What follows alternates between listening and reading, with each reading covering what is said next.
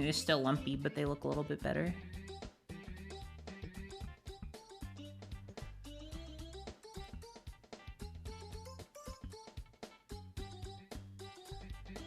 Once I get like a good animation workflow, I'm sure it won't be as intimidating. But obviously right now it all feels like, oh my god, I can't believe I'm doing this. Because even these character sheets, these fucking take forever. Like Akiko's took me like straight up 4 days. Like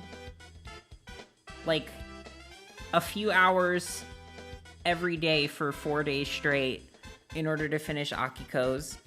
And this one is taking less than 4 days, but still like equal amount of time. Like I'm just spending more of my day working on Gritty's reference sheet, whereas Akiko's was very much like I spaced it out. This one I'm just like, I gotta get this shit done. Because here's the thing is there are 1, 2, 3, 4, 5, 6, 7, 8, 9. I think 9 characters in the first episode. So I need 9 character sheets. 9 of them. And I have 1 finished right now. So I'm like, I can't dilly-dally. If I want this shit to like exist in the world, I gotta like pick up the fucking pace.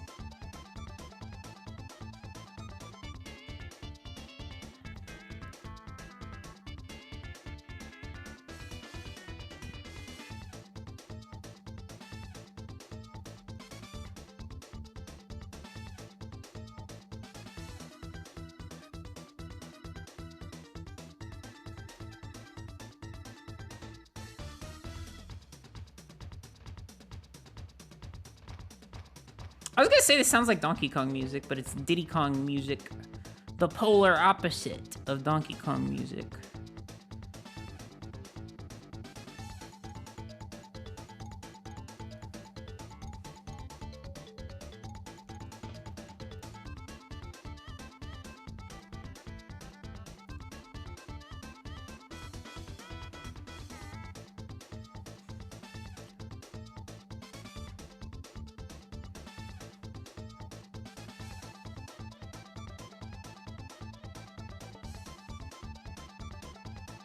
What do you think your main 3's favorite video games would be? That is great. That's a great question. Let me think about that. I think Retro probably likes like Game Boy Tetris. And I mean like to this day, still carrying around a Game Boy and playing Tetris with the boop boop boop boop boop boop boop boop boop boop boop boop boop boop. I think that Gritty would be really into, let me think.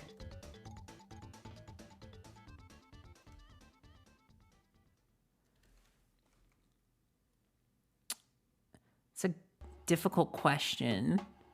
Something with action in it. Something with action and like a twinge of like sportness. Not like a sports game, not like MLB or whatever, but like something with a little sportiness to it. Maybe Splatoon? It's very colorful. Maybe not though. Maybe something a little bit more like mature. I don't know. Smash Brothers? Fortnite? Probably not Fortnite. Probably not Smash Brothers. Jet Set Radio? Jet Set Radio is a good one. I think maybe Jet Set Radio could definitely... Rocket League story mode? Does Rocket League have a story mode?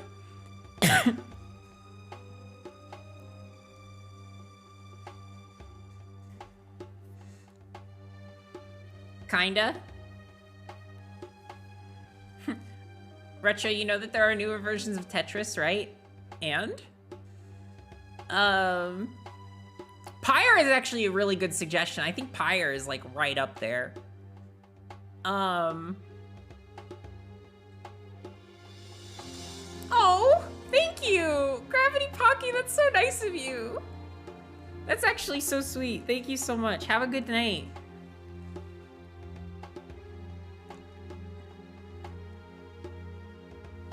What was I saying? So gritty, I'm just gonna say Pyre. Pyre is probably like a solid pick. I've never played it, but I kind of know what it's about because a friend was really into it.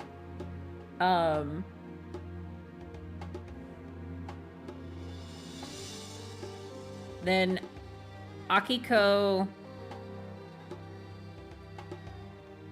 I don't know. Something that you can sink a lot of time into. I want to default to Final Fantasy XIV, but you all know why I want to default to Final Fantasy XIV. I spend fucking 800 million hours in that shit. Purple Ghosty, thank you so much for the follow. I don't know. I don't want to default to that because I feel like it's too easy. Something that takes a lot of time and energy. But I don't think that she's like a pro gamer. I think that she just plays a lot. Cookie Clicker. Maybe a little bit more engaging than Cookie Clicker.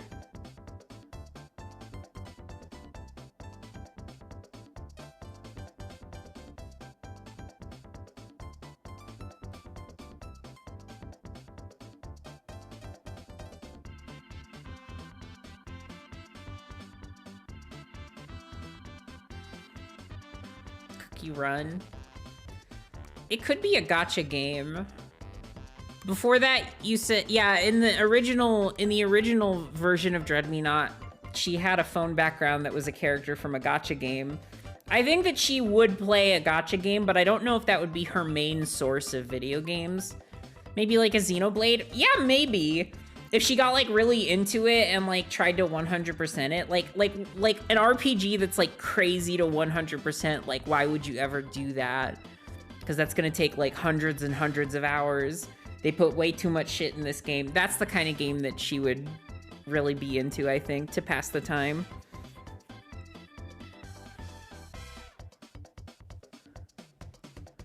Xenoblade. All right, Xenoblade it is. I've never played Xenoblade. I've never played Xenoblade or Pyre, so I'm like kind of just going off of vibes here.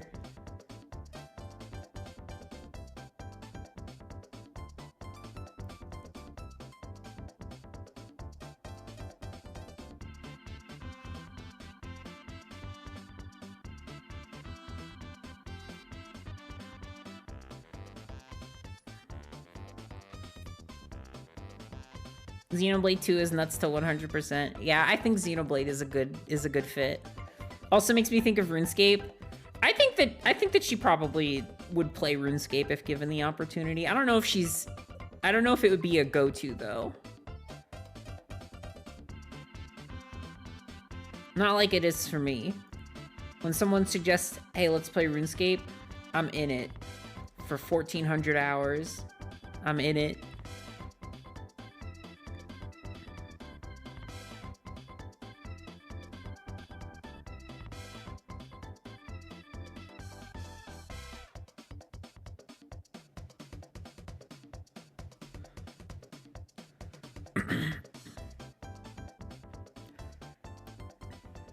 Dream drop distance, but she's trying to max the affinity of each Dream Eater. She might also be into like social games, but she probably wouldn't like stay in them for very long.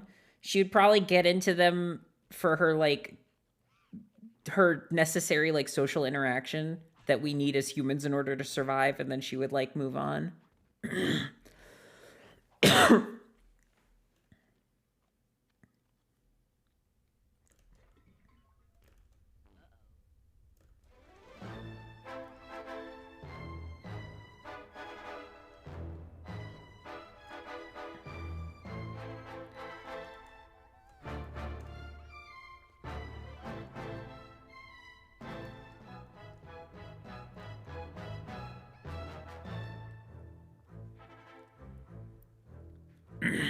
She says GG at the end of the dungeon and says, all right, social interaction done.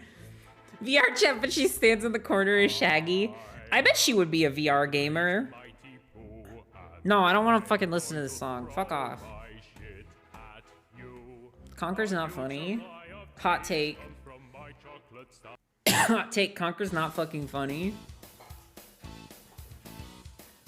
Bow, bow, bow, bow. This is number 2. Yeah, it's a joke. Because, like, number 2 means poop.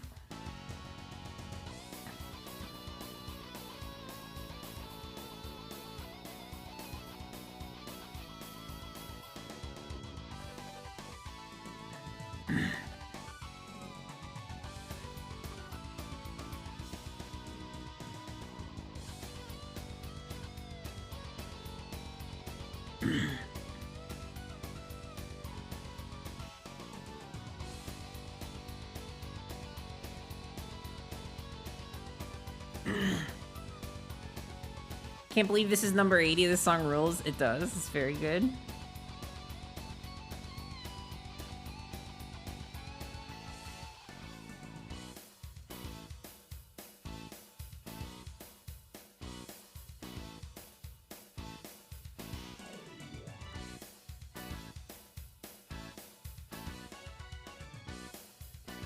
I feel like their arm is like way too long here, but I'm not about to fucking redraw the sketch.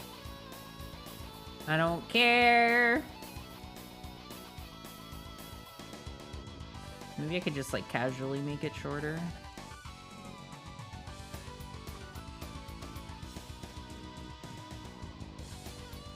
No, not really.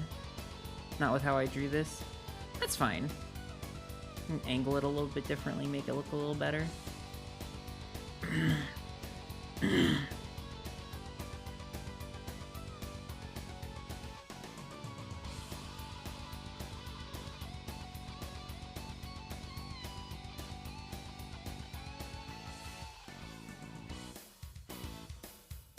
Well, that's not how thumbs wrap around objects that you hold. They go around the front, while the rest of your hand is like this.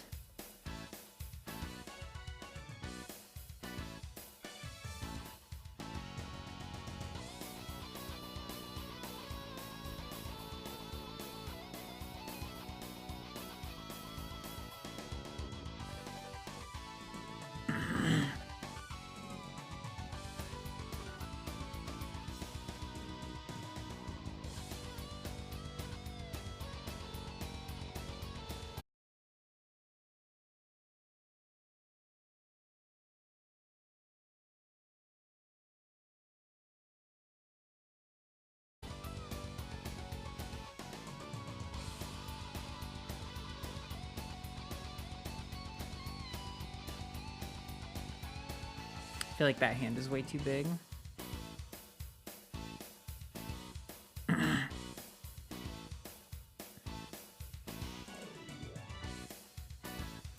Who does each character main in Smash? Oh, fuck. That's a question. I really love that. Let me think. Let me dig in. Let me dig in deep and figure it out. I want to say that Gritty is probably a bit of a cheese character. Maybe like King K. Rool. Which, yeah, I also main K. Rool, so I don't want to be like, it's just my favorite one. But there's a lot of cheese with K. Rool that I feel like Gritty would be very into. I think that like Akiko would be like one of those like 800 IQ like Peach mains that like knows how to do all the crazy shit with the turnips and like is just like annoying to play against in a very like toxic kind of way. Teriyaki, thank you for the 377. I don't know if that properly added to the queue because it was in your donation message instead of in the thing. But let me just add it to the queue really quick.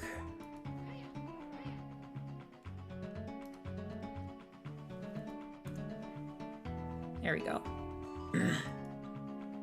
Why did they leave all the sound effects in this? It's kind of silly. More power to them, I guess.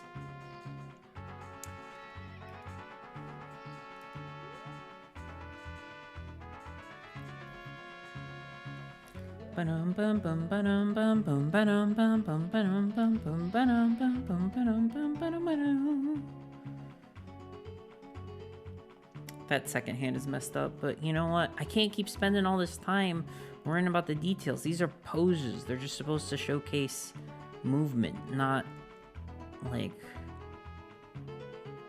the most beautiful still frames you've ever seen. How many hours has Gritty practiced the Jigglypuff sleep spike? Probably, I would say not much. I feel like Gritty wouldn't be into the like super technical characters. That might be Retro's jam, honestly, as I think Retro would probably be into like the harder to use, like the more like, oh fuck, you gotta fucking show up for this character. Like, I think that Retro could easily be a Jigglypuff main. Which like Jigglypuff is really nerfed in Ultimate, so I think that they would like be fighting an uphill battle most of their matches. But I think that they would pull through more often than not. I don't think that Retro would ever get to Elite Smash, but they would definitely like put the fear of God into some people.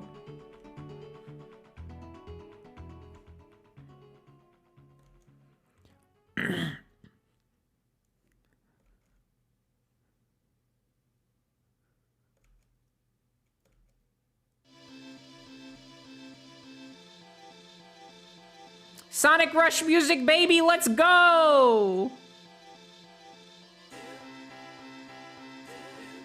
Woohoo!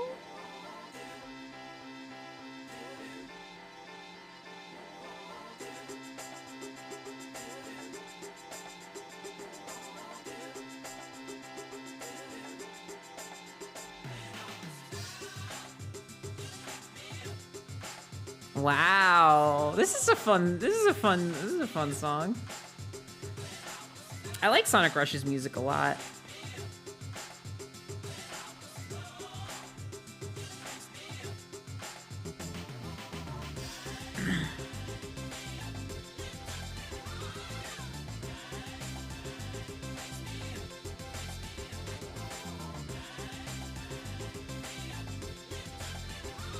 Nope, can't give them a butt. Remember, they have no ass. They have Soldier 76 ass. I should put up a visual reference for the Soldier 76 flat butt thing. In case anybody doesn't know what I'm talking about.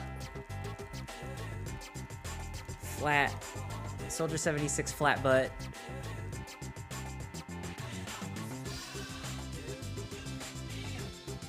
Yeah, straight up drawn like a rectangle. Oh, it's so funny.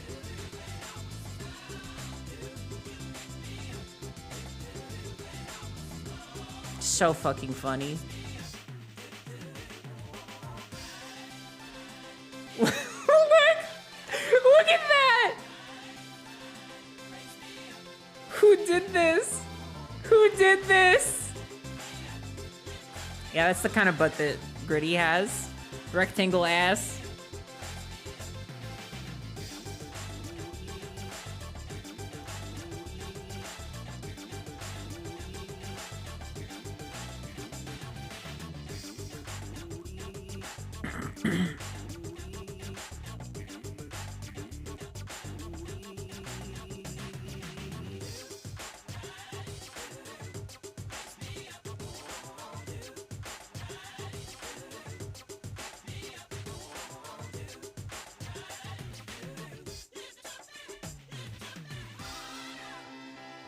I like this pose a lot. I was looking up like baseball poses like of players like mid-swing.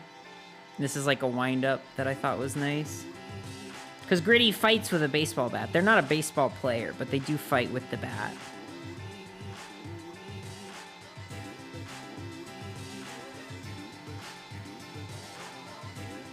Also, everyone in this series lives in a world where everyone wears slip-ons, because I'm not about to draw shoes a million times.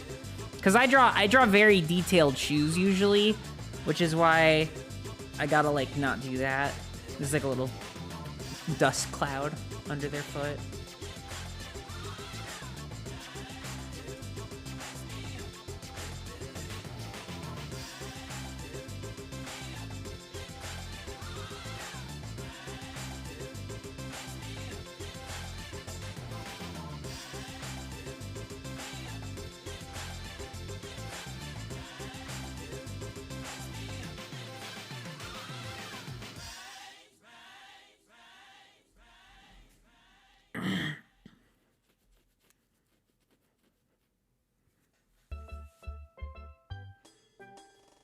Looks like he's hiding a textbook in his back pocket. I know, right? It's so funny.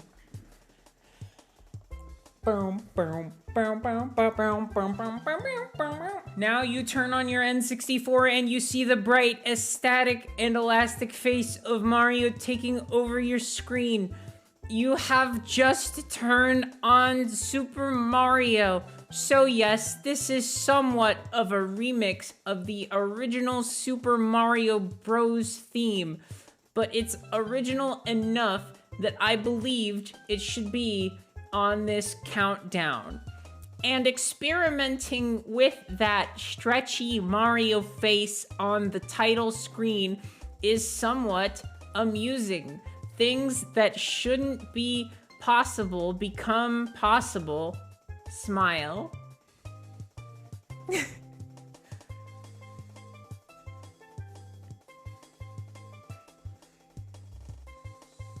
Well, I'm having like wobble vision. You know how sometimes you get wobble vision? Does anybody else get wobble vision? Where like you look at something and then you look at chat and like all the words are floating around. Should I be concerned? Am I the only one with wobble vision?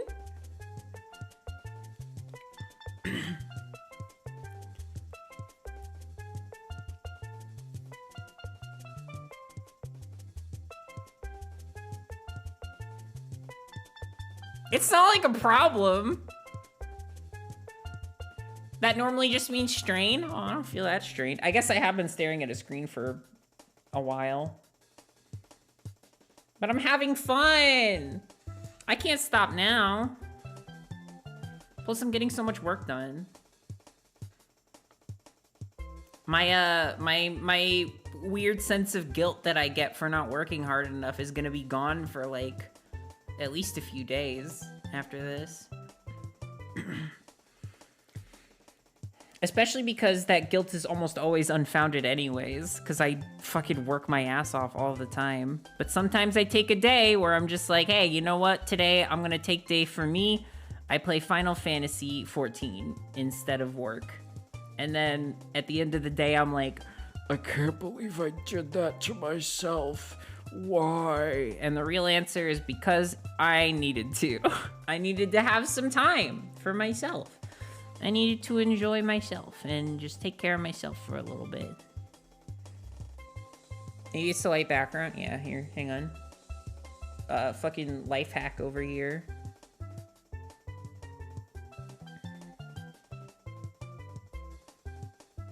Freeze your entire screen, that's the life hack.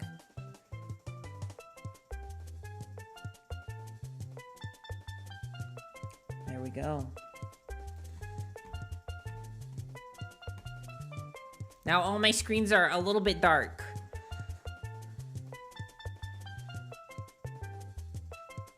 Shit, I didn't mean to do that. Fuck.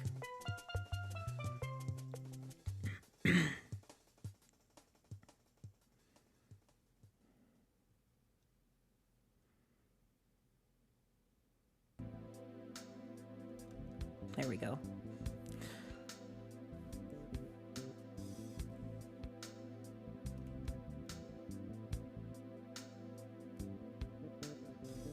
It's just like a weird bow-legged standing pose. I really do have a hard time thinking of poses that don't have like a meaning behind them, you know? Like, if I'm not drawing an action for an animation, like, I'm like, how do people just draw poses? And I tried looking some up, but honestly, it didn't help that much.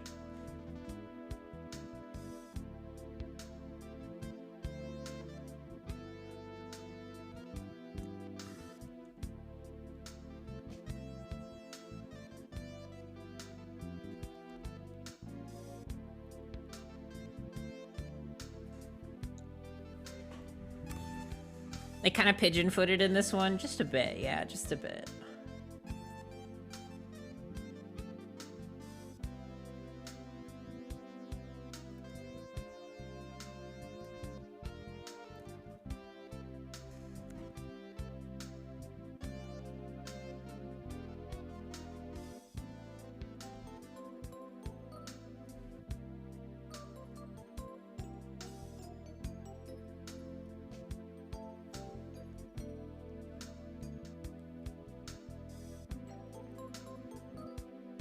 They can have a little pigeon feet as a treat.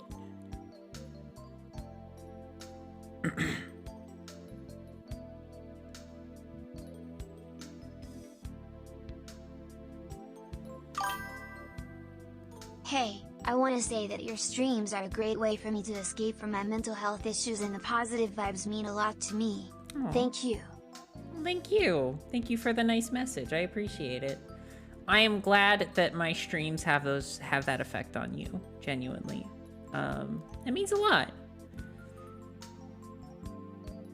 You know what? Streaming is also good for my mental health, so a little give and take there.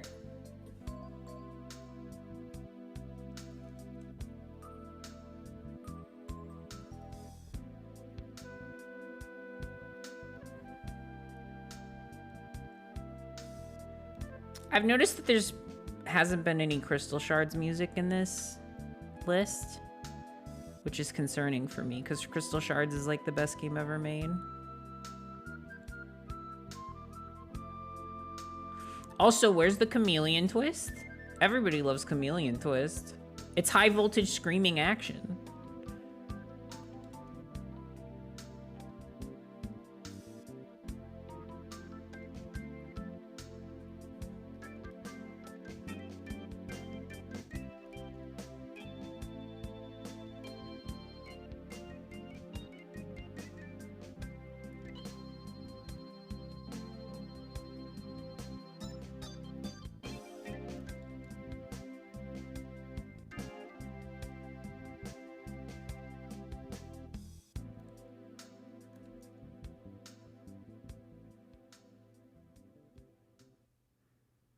Augustus Gloop, you once said you loved chocolate more than God.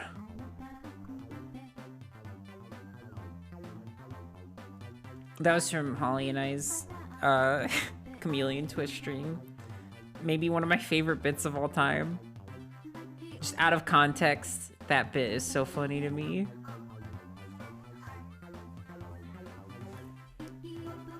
This is so pretty. Wait, who submitted this? Hippo Daisy? Thank you so much.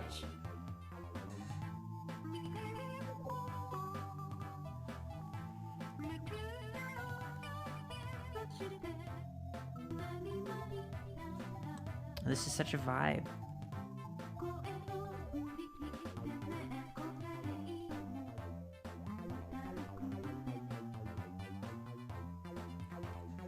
They're standing like an anime villain right now. Look at them. Look at this dork-ass loser.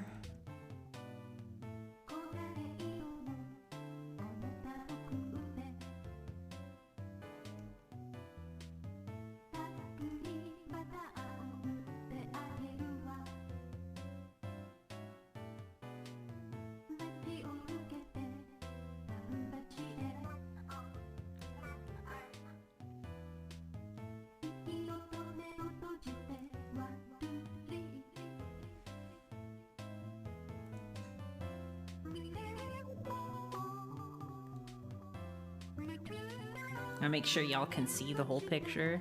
I'm sure there's been a few bits in this stream where I was drawing things that y'all couldn't even see, so sorry if that was the case earlier. I'll try to be more conscious of that in the future.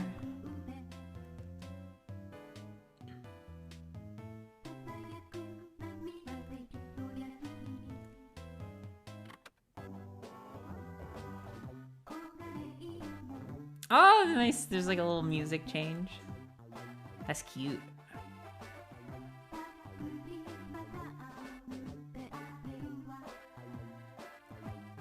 On the topic of Wario, I'm like super excited to play Pizza Tower. Mar modded the static out of the game, so there's no more static in it, which means I can play it. So I will be playing a slightly modded version. But Mar was kind enough to do an accessibility mod for me.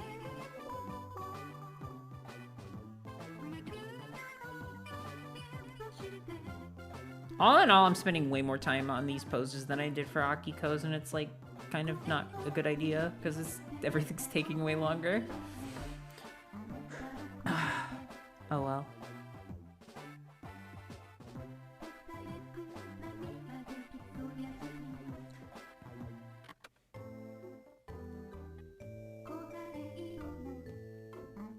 All the flashing colors bother you. That's understandable. I'm gonna have to put all kinds of warnings on my stream of it. Like, flashing colors and stuff.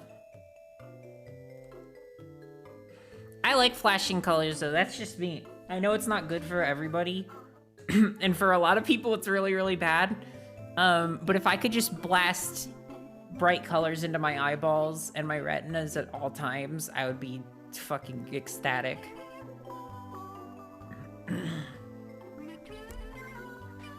This is technically an expression at the bottom, but I couldn't think of any more poses, and also I realized I didn't draw anything with their mouth open, and people need to see that they got purple goopy mouth. Like Akiko has the cyan.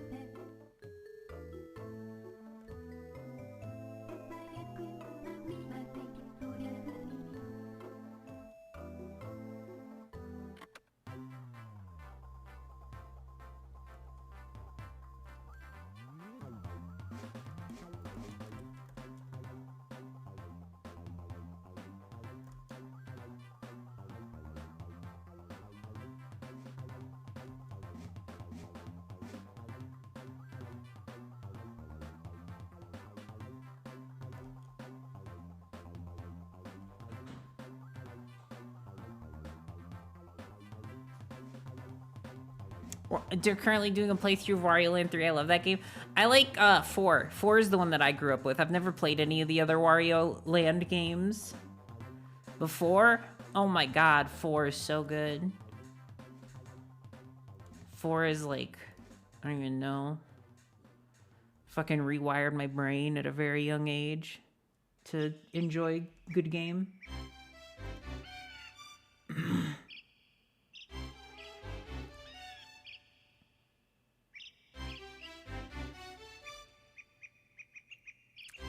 Oh wait, this is Donkey Kong. Hell yeah.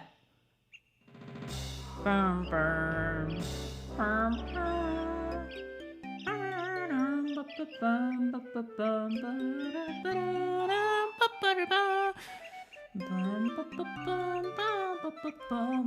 bum.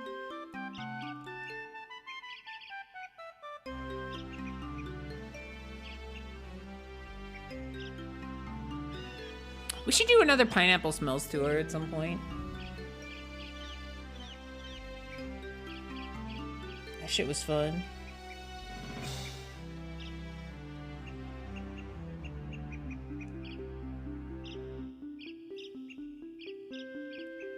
Did y'all have fun with that? For those of you who were here for it, because I had a lot of fun doing it. I enjoy the Porygon episode of Pokemon. Yes, I do. Just give me more of those delicious, horrid, seizure-inducing colors.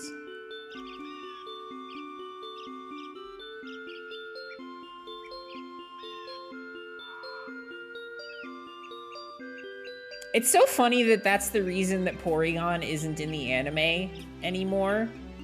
Like, they're like legally not allowed to put Porygon in the show.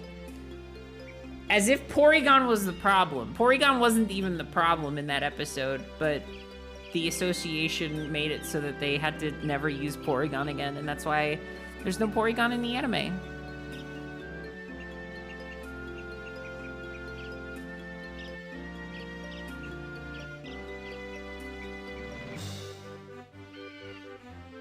Be down for it if you brought it back. I love Donkey Kong 64. I know it's like fun to dunk on it, but I genuinely do have a lot of love for the game, and I wish they would do another like 3D platformer where you get to play as all the little characters. My mouse is almost out of batteries.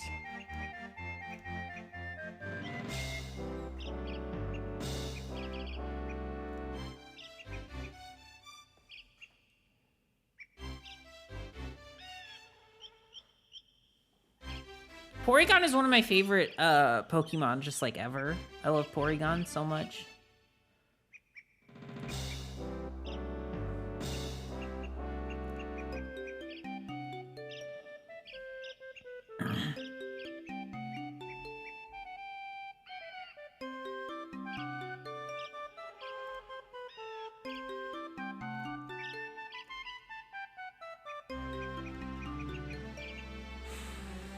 Your face looks a little weird here, but honestly, I don't think I care that much.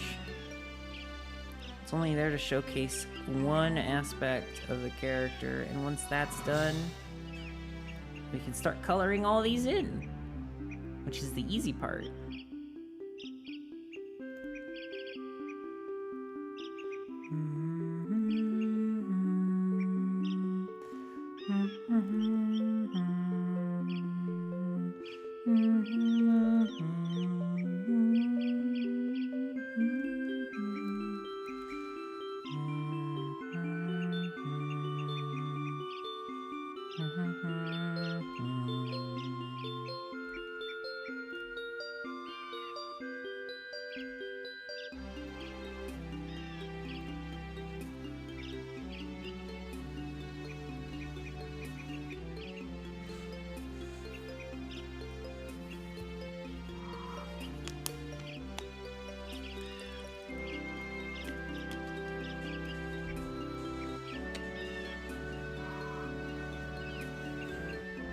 Funky mode? What is funky mode? You just like fly through the level at the speed of sound? Just skip everything? That's what it always looked like from the outside looking in, because I haven't played much Tropical Freeze.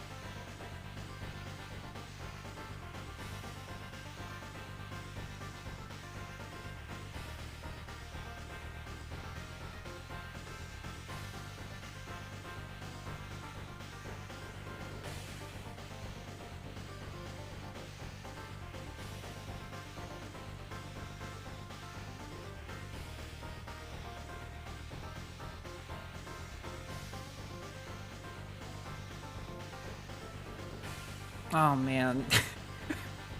I just finished drying their hair and I literally just looked at them and I'm like, God damn it, they're so hot. Look, chat, look. You don't have to agree with me. But I drew Gritty for one purpose and one purpose only. Hot. Not really, that's not the only reason. But also, I love making Gritty very hot. I feel like it's who they are. They're hot, but they're also a little bit of a nerd.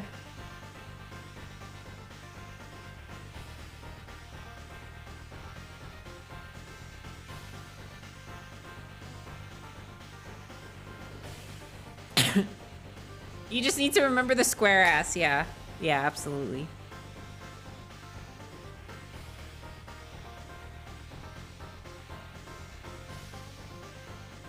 I want to get to the point where people try and cosplay my characters, because I would love to see how people handle Gritty's hair more than anything else. That is what I want from this bitch of an earth. And with the recent change to Gritty's hair, it's now harder than ever to replicate.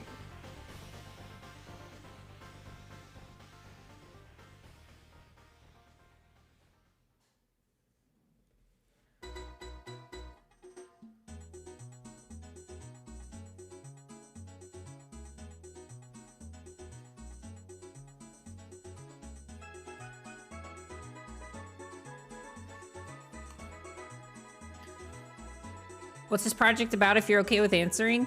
Oh, I actually talked about it a lot this stream. It's basically just about, like... I mean, it's about, like, a sort of, like, dangerous world that all these characters find themselves trapped in. and all of them have their own sort of baggage that they carry with them that makes it very difficult for them to survive. But then they overcome that with each other's help and eventually find themselves helping each other and themselves, and they grow as people and blah, blah, blah, blah, booey. Not to spoil how things go, but that's like the theme, I guess, of the show. I gotta change something really quick.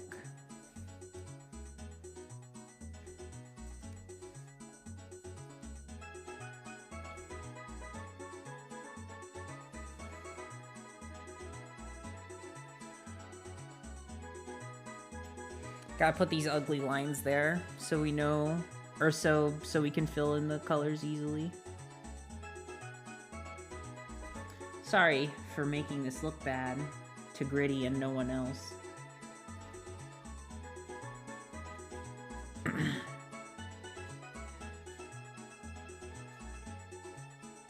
Okay.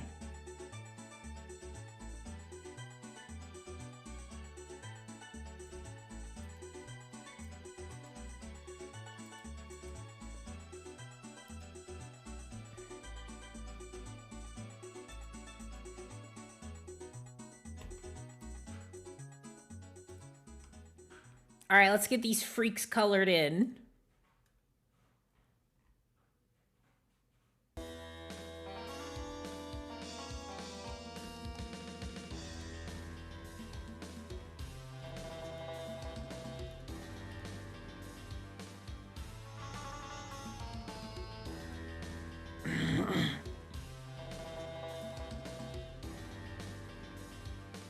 God, they're so hot. I'm sorry, I can't stop thinking about it. They just are, okay? I can look at my OC and say, hey, wait, I designed a hot character.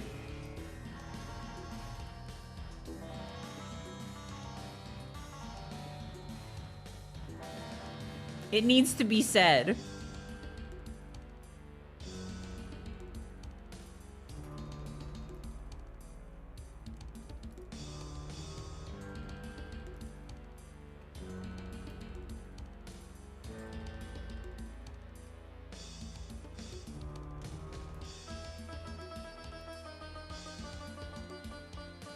If you don't think your OCs are hot, then why bother? That's what I'm saying!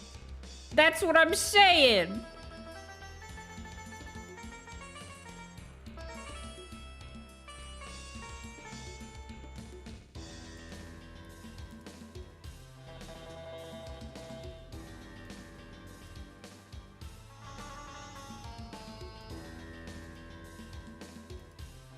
I'm gonna turn down the close gap setting. Because closing gaps that don't exist. What happened there? Okay.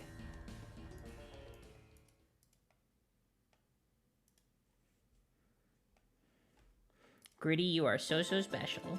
I can't wait to post this, which I can't do tonight because I actually, even though all of this is like finished, I still need the full body rendering, and I'm not DTR tonight. I'm not down to render. It just takes so much time that I would much rather spend snuggling up and getting ready for bed.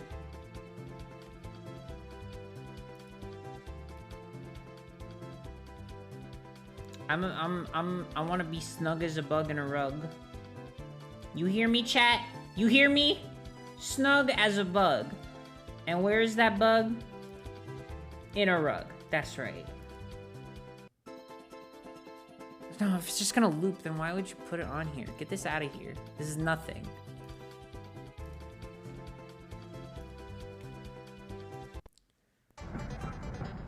Go for it. What is this? Go for it.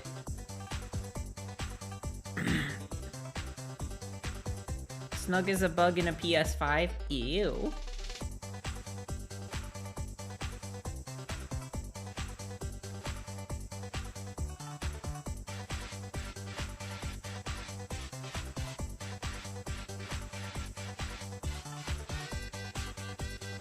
can't accidentally color all of their hair pink.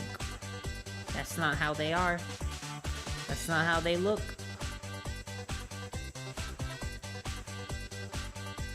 You know, I just realized these are gonna be great for ordering commissions also. Although I have to say, every time I go to conventions and I get a bunch of commissions of Akiko, they always draw her fucking side tail on the wrong side. I don't want to be mean because, like, you're drawing for me at a convention and that's, like, huge. But, like, come on, it's not hard. It's not freaking hard. But it's just, like, always on the wrong side. I got, like, a commission once from, like a really, like, awesome artist who, like, worked on the Sonic IDW comics, and I was so stoked to meet them, and, like, they had commissions, and I was like, well, fuck yeah, I'm getting a commission from this guy. This is, like, the best thing ever. And I got my commission back. Guess where the fucking ponytail was? Or the side tail? On the wrong goddamn side.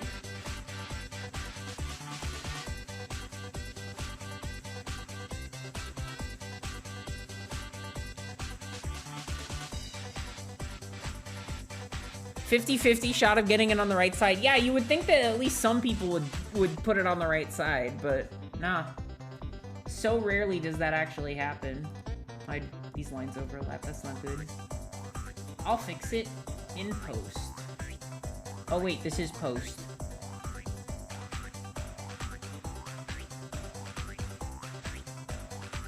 Song's got a lot of boings in it.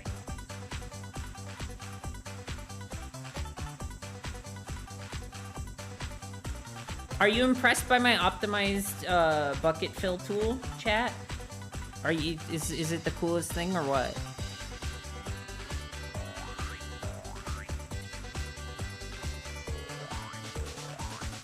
Boing, boing, boing, boing.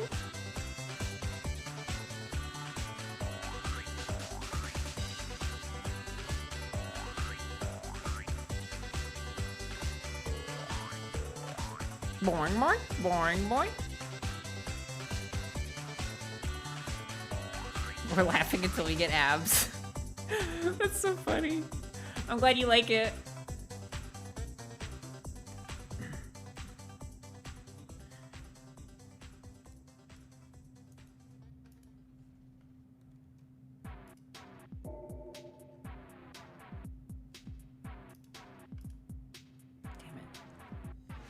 What good is the gap closer if it doesn't close the gap?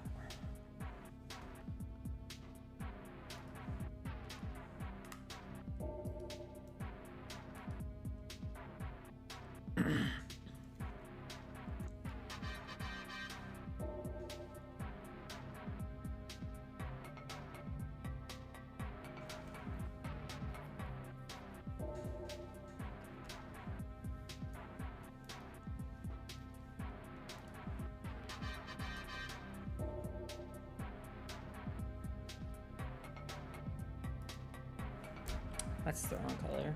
What am I doing here? What's the secret sauce?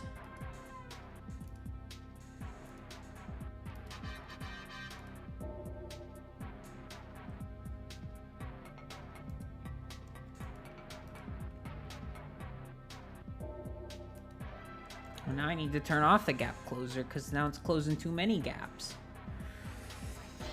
There's no in between.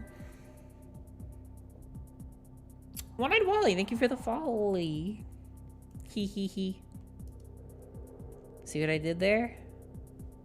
I gotta keep everybody guessing, chat. That's the secret. That's the secret to streaming. You gotta keep everybody guessing at all times. Nobody should ever know your next move.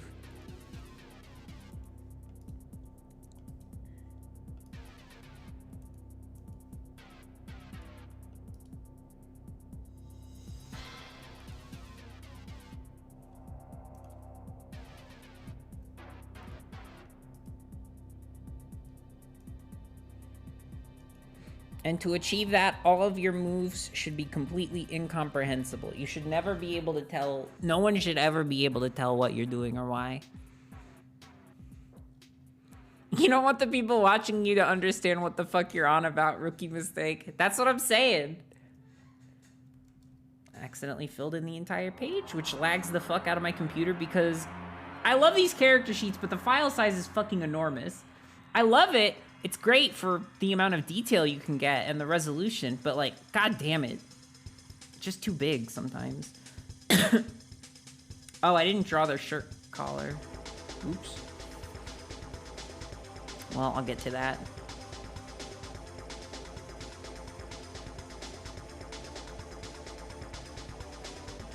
No, are you telling me there's a fucking gap? Oh. Oh, man.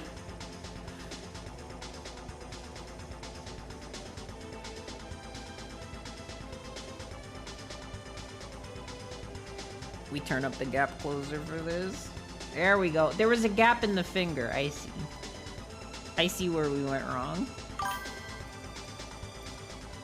And turn down the gap thingy. Hippo Daisy, thank you so much for the 333.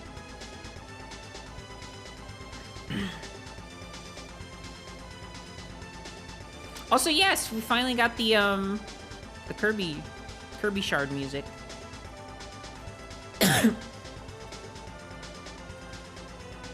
Took long enough.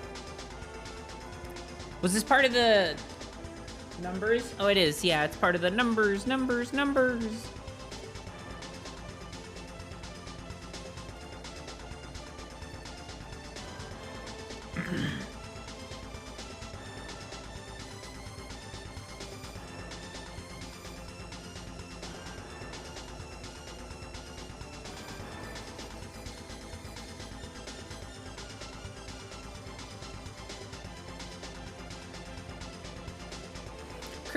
Kirby. It certainly is the name you should know.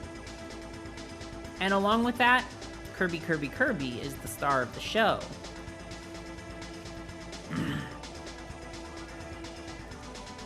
Let's say, hypothetically, that Kirby is a name you should know. Then wouldn't it also theoretically be true that Kirby is the star of the show?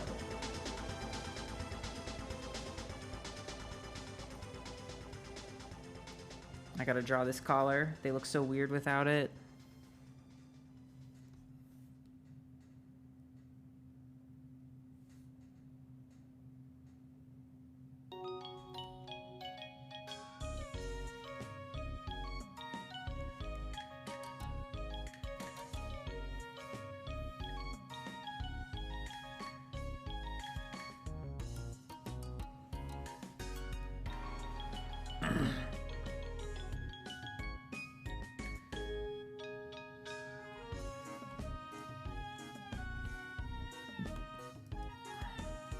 Oops.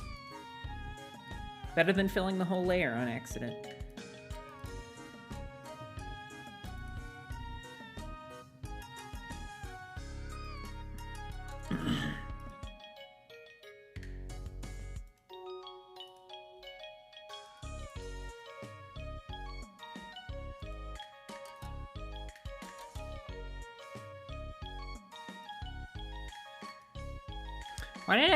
Why did I even draw a pupil for this one? Because now I gotta fill this in and it's so tiny that no one would ever even see it. Chad, I think I might be a silly goose, if we're just being honest. If we're being earnest and honest with ourselves. I look in the mirror and you know what looks back at me? A silly goose. A goose that is silly.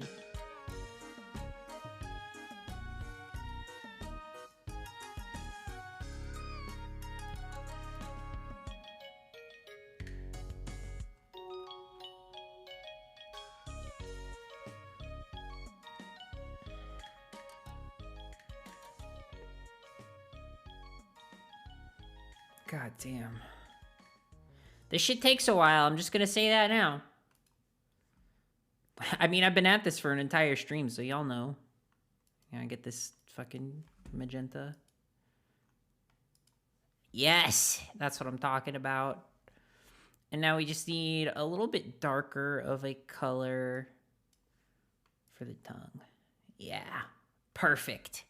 Perfect. Perfection. Perfect perfection is what we have achieved here today. I drew so many details and now I gotta go all fucking close and fill them all in. Ugh, don't be like me, chat. Don't be like me, because then you'll have to do this too.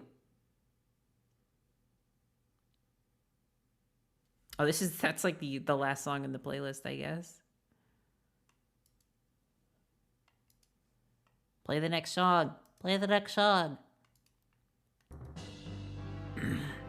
Hooray! You see, the playlist is shuffled, so even though it was technically over, it actually wasn't over.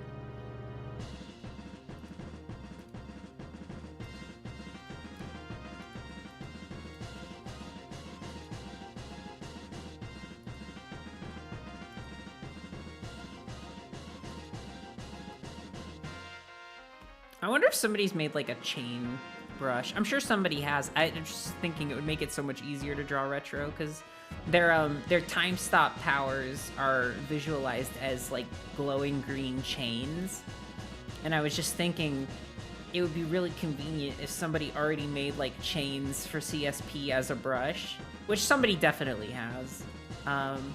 Of course, I'll still have to animate them by hand when the animation stuff comes around, but for conveying it on paper, it would save me a lot of time.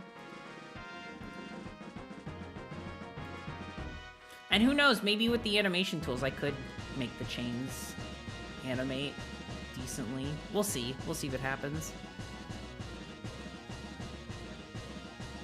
If Gritty opened up their mouth in a dark room, would it light up? Yes, it would. And is it hard to sleep with a glowy mouth? If it's open, yeah. I would think you could very easily wake yourself up that way. Very easily.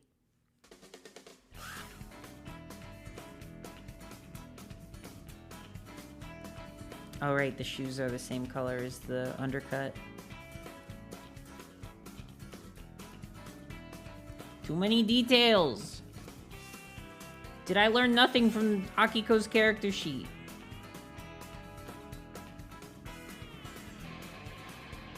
And this is the same color as their hair. At least I'm pretty sure.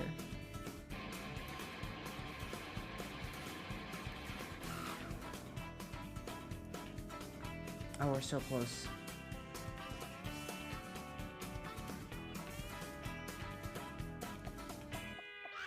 Ah, shit. No! It's filling in the whole canvas! I can't stop it! I can't stop it! Help!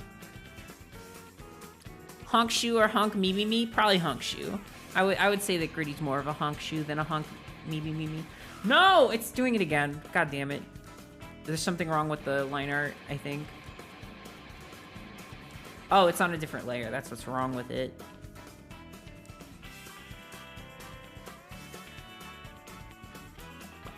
I just won't do that one right now.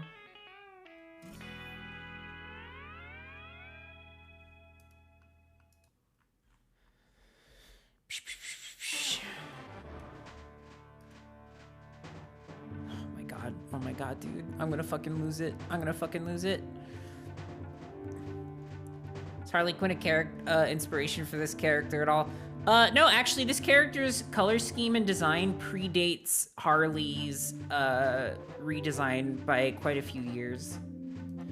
It also predates the Philadelphia Flyers mascot, which doesn't matter to anyone but me. But if anyone ever asks, did I get inspiration from the Philadelphia Flyers mascot, which is also named Gritty, I can say definitively, no, it did not.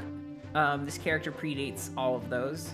I've had this character for a very, very long time, like I was saying earlier. Like, they are not new by any means. I have had this character since high school. And that was a pretty decent amount of time ago, over a decade.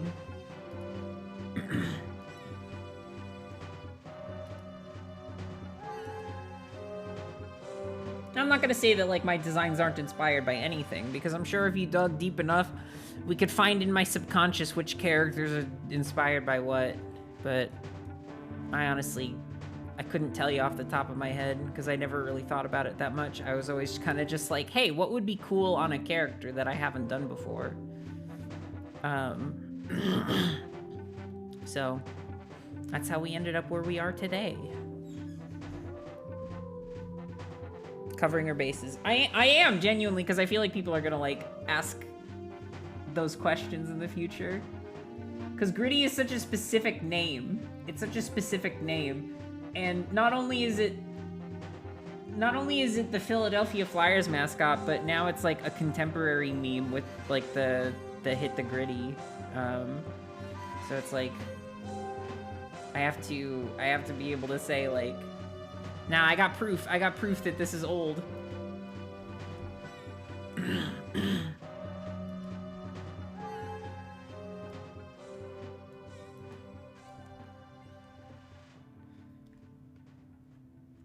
Is there gaps? No, there's no gaps. So what's the deal here? Close gaps even more?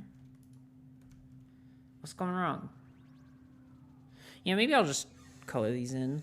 I don't want to like sit here for 10 hours trying to fix it.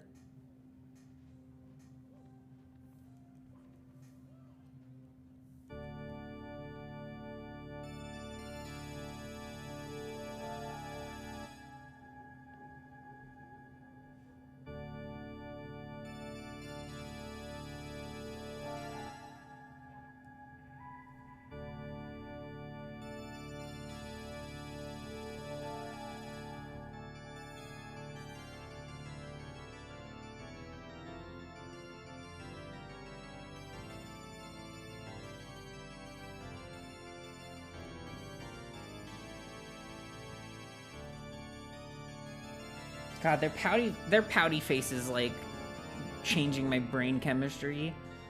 I don't know how else to say it. I'm like,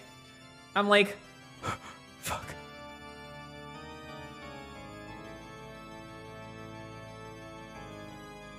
I just named them Gritty because they were supposed to be like a punk character, and my naming conventions are very on the nose.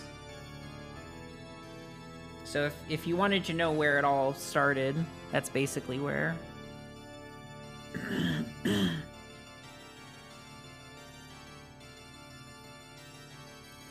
And then, like I said, the pupil shape is very much inspired by Kano, which I could show you.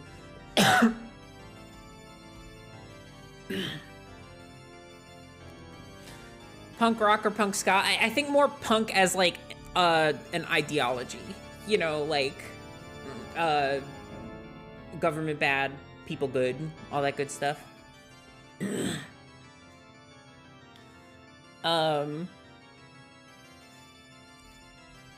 Here. This is what Kano's eyes look like. They're very, very, very much like, this is, I actually draw eyes like this extremely regularly because of this character, because I just think that his eyes are like so defining of his character. It's fantastic. Please don't be a WebP file. Yes, it's a JPEG. Fuck.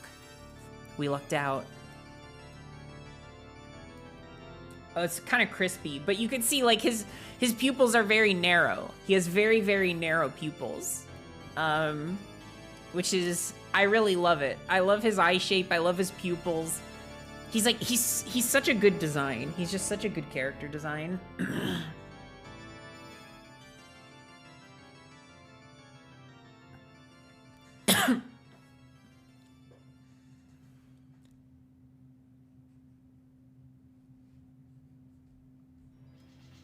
God, I love Kagero Project. One of these days, I will have that, like, stream where I just make a PowerPoint and just, like, gush to y'all about Kagero Project for, like, 2.5 hours. I honestly wanted to do a PowerPoint party stream where I have my, like, my streamer pals make PowerPoints and then we, like, go through them on a stream at some point. I always thought that that would be fun.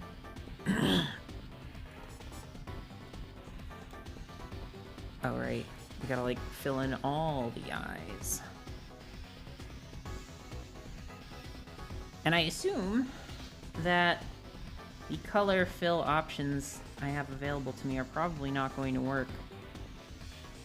So, I'll just do all these manually, it's fine. It's fine. We've already been streaming for fucking 5 hours. What's 10 more?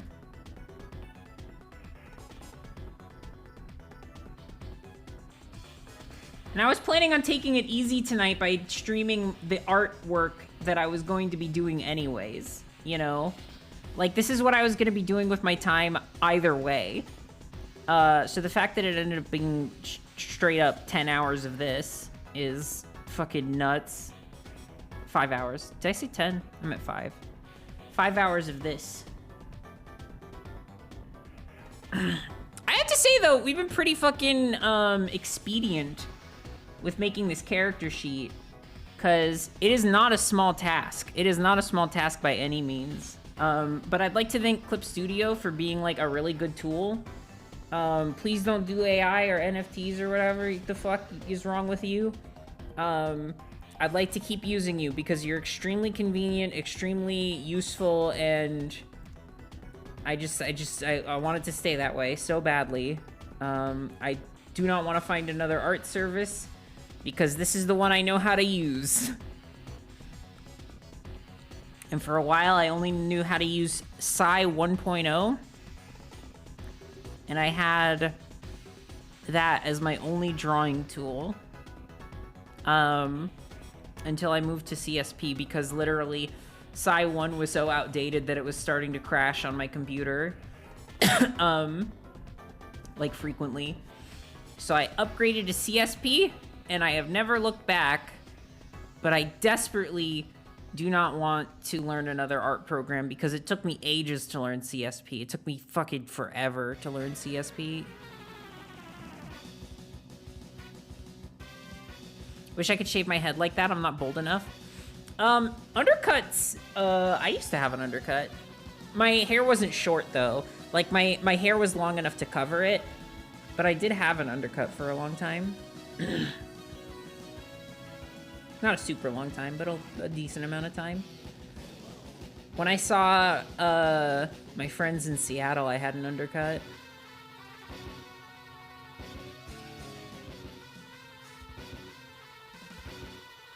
That was a long time ago. Well, not a long time ago. It was during the pandemic still. It was a good time though. I miss hanging out with Robbie and Jupiter and Sarah Zedig, famous video essayist and Homestuck novelist Sarah Zedig.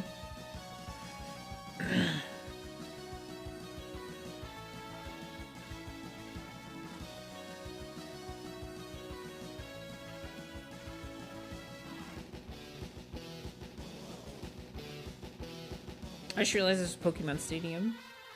Awesome.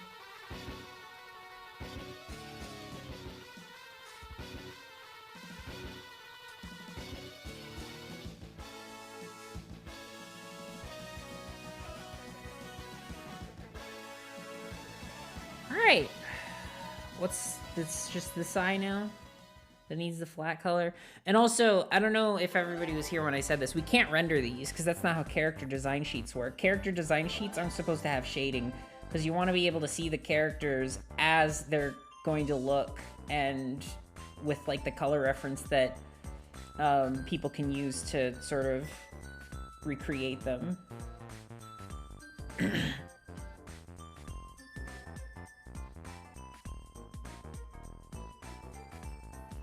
Fun stuff. Character design is legitimately my passion. I mean, like, y'all can judge all you want whether these are good or not because I like straight up like I don't know. I don't have like the most formal of training when it comes to character design, but I feel like I have an okay eye for it, and it just makes me really happy to do. And in terms of writing, I think that like individual character scenes I'm better at than like overarching story, which is why I'm telling such a like emotional story, is because I want a lot of like just like conversations between characters that like further their relationships with each other. You met Sarah Zedig, a different video essayist that is also Sarah Zed. There's two Sarah Zeds. Mine is the Sarah Zedig, who is a video essayist and Homestuck novelist.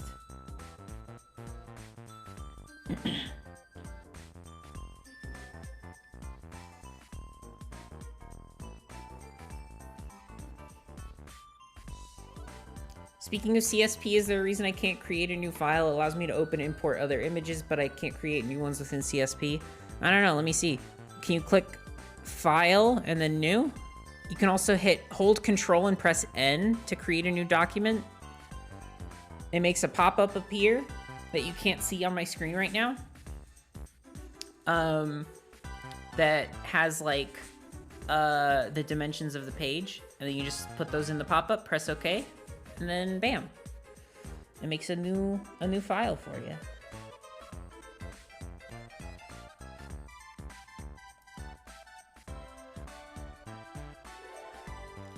I think this is done, unless there's anything I'm missing.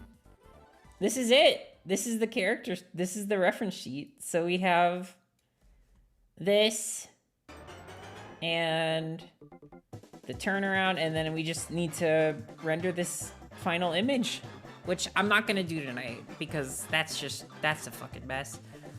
Love my style. Thank you so much, Peter Parker Live. Thank you. I appreciate it. Damn. I can't believe it's finally done. It only took 5 hours to do. Plus all the time it took last night, which was like 3 or 4 hours, so...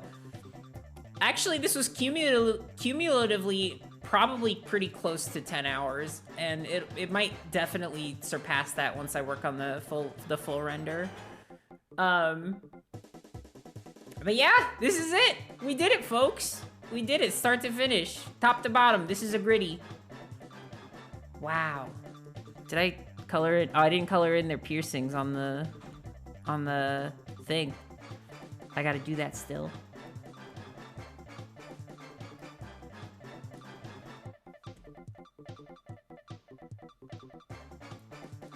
Oh, wrong layer. Hey, hey, I have a funny joke. What if it was like, draw on the layer, Kronk, and then he doesn't do it correctly and she goes, wrong layer. What if that scenario happened? What would you do? What would you do in real life if that happened? What would you do, chat? Tell me. You can't keep hiding these things from me. I need to know.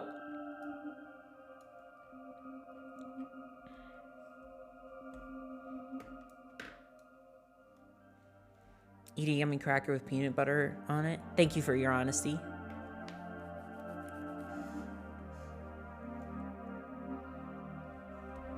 All right, we have officially saved the file. I can't stop looking at this. This is good. This is like done. Finally. Fuck. Ugh. God damn it. That was too much. That was too much to do in one sitting, but I really was hitting a groove with it, so... And I accidentally pressed fill bucket on a layer that was open. My bad. Now we all have to wait here for 8 minutes while it fills in.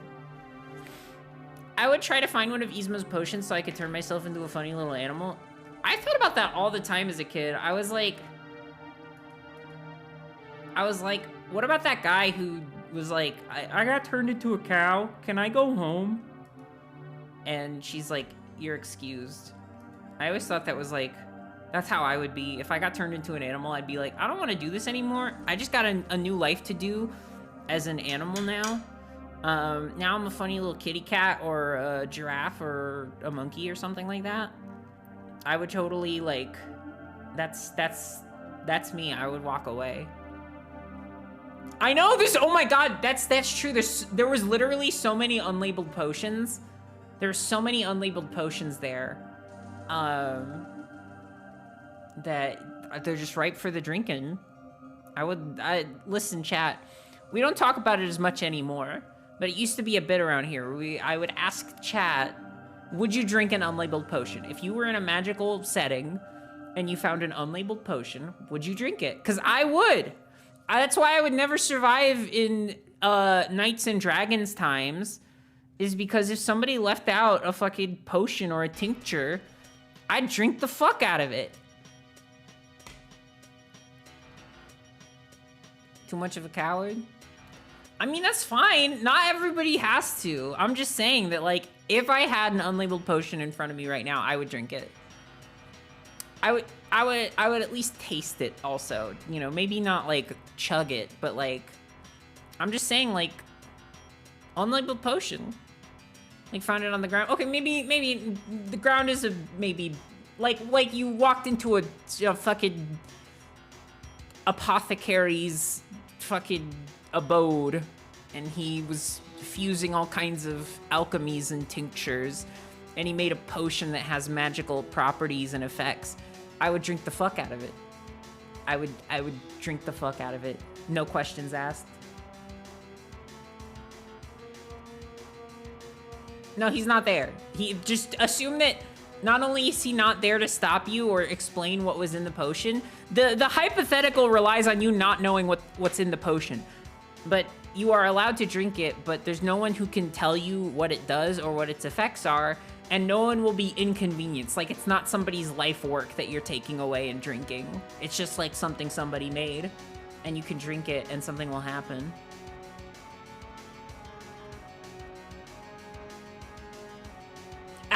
Allison from Alice in Wonderland, that's her full name, she did that, and she got tiny, tiny, tiny.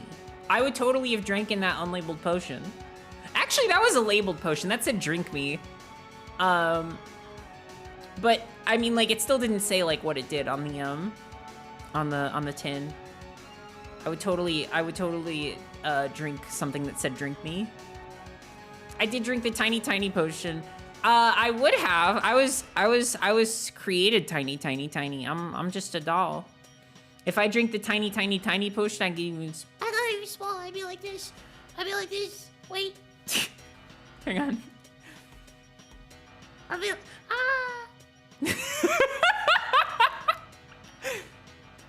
You know?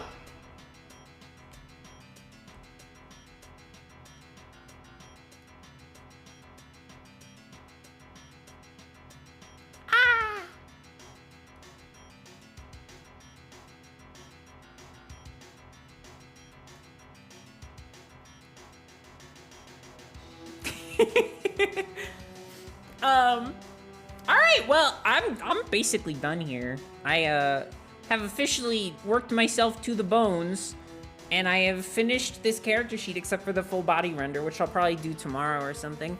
But this is like it. It's like done. It's like done finally. I could rest. I could relax. I could drink an unlabeled potion and go eepy. Which is, at the end of the day, the only thing I want. Alright. We're done here. We're done here. It's time. It's time to go. It's time to go. Our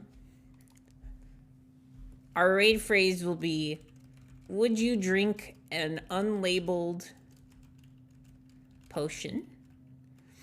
I do want to say before we raid and get out of here, I just want to say thank you all for coming to the stream. I'm glad you enjoyed this. I don't know how much of the Dread Me Not like creation process I'm going to stream, because it's all very like important to me that like people aren't like spoiled about it. But I do want to show off some of the process, and I'm sure there's some like scenes and bits I can find that wouldn't give too much away that I could probably show off, which would be really fun. I'll think about how I handle that in the future. But for now, I'm gonna get going. Thank you everybody for the song requests, donations, and we fucking hit 16,000 followers, which is huge. I've been waiting for this for such a long time, and it's finally here. It just makes me so happy. It makes me like so genuinely excited for what's to come. Debuting a new model. I've already said this, but I'm debuting a new model on April 10th. Expect a promo video soon to explain all of that. April 10th is the day, so mark your freaking calendars. So yeah, I'm gonna go ahead and get going. Let's see who's streaming right now. I bet Mar is. He always streams late. He's a late guy. He's a late streamer fella. Oh, he is. He's playing Kirby's Return to Dreamland. So yeah, we're gonna go ahead and raid Mar. Thank you everybody for coming to the stream. Please take care of yourselves. Have a good night. Also, I'm gay! Hooray! What's the credits song gonna be? I don't know. What are you listening to? What are you listening to for the credits? Probably this one. It's a good one. Goodbye!